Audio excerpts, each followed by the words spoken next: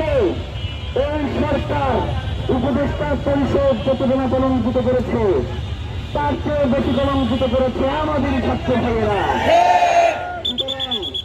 ছাত্র জনতা বলতে যদি শুধুমাত্র একটা দলটি বোঝানো হয়, এইটা ভুল, এইটা আমরা মানি না। জনতা মানে এই ছাত্রদের এই দলটা নয়। বাংলাদেশের 18 কোটি জনতা মানে বাংলাদেশের 18 কোটি ছাত্র জনতাই। তার সুনির্দিষ্ট কোনো দল নাই। তার প্রয়োজনে সে ছাত্রদল করবে, তার প্রয়োজনে সে ছাত্র শিবির করবে, তার প্রয়োজনে সে ছাত্র পক্ষ করবে। একটা নির্দিষ্ট দলের মধ্যে কখনোই ছাত্রদেরকে আবদ্ধ করা যাবে না। একটা নির্দিষ্ট দলের শ্রম থেকে কখনোই এই ছাত্র জনতাকে দেখা যাবে না। এখন একজন আসে, এতদিন করে জিনিসটা ছিল না, পদত্যাগ করবার পরে আইসা বলে আমরা লাভ করাই দেবো, আমরা নতুন করে শুরু করবো। এই কারণ ধরে তো আগে শুরু করতে গেলে করছিল, এখন খুব নতুন করে শুরু করবি। ভাইয়া কথা খুব পরিষ্কার এবং আপনাদেরকে পরিষ্কার থাকতে হবে। ওসমান হাদি যখন আন্দোলন করছে তখন বলে নাই যে এই হাদিটা, বলে নাই 5 আগস্টের আগে তার অবদান কি, বলে নাই এই যে দিল্লি দিয়ে কে বলছে,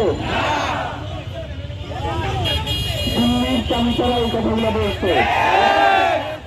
এবং এখনো বিভিন্নভাবে শরীর ওসমান হাদির এই শাহাদাতকে তারা বিভিন্নভাবে যাতে একটু কালার করা যায় সেই চেষ্টা করে যাচ্ছে।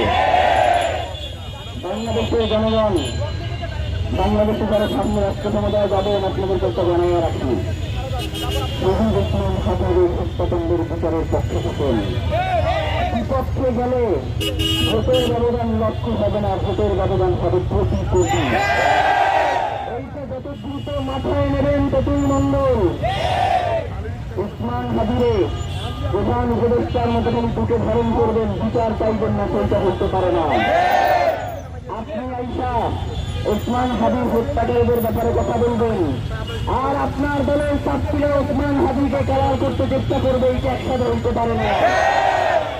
তখন আপনি আপনার দলের নেতাকর্মীরা ওসমান হাদিকে নিয়ে বিভিন্ন ধরনের কুৎসা ঘটনা করে সেই ব্যাপারে যখন আপনি কোন ধরনের কথা বলেন না, তাদেরকে বহিষ্কার করেন না, তখন তো আপনি, আমরা মনে করি সেই এই কথাগুলো আপনাদের মাধ্যমে যায়, এই কথাগুলো আপনারাই শিখিয়ে দেন।